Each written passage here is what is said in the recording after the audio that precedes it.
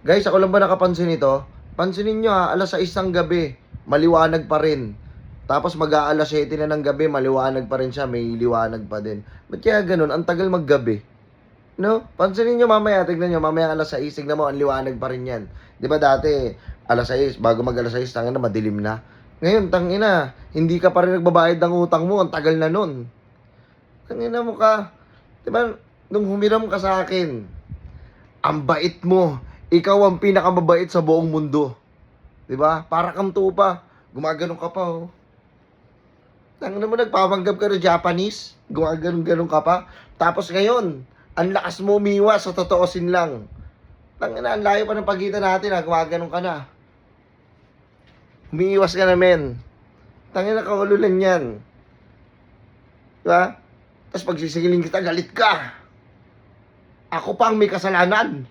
Ako ang mali. Ako ang masama. Ay, tarantado mo talaga. Mabad trip ako sa'yo. Sa totoong buhay lang. Sa totoosin lang.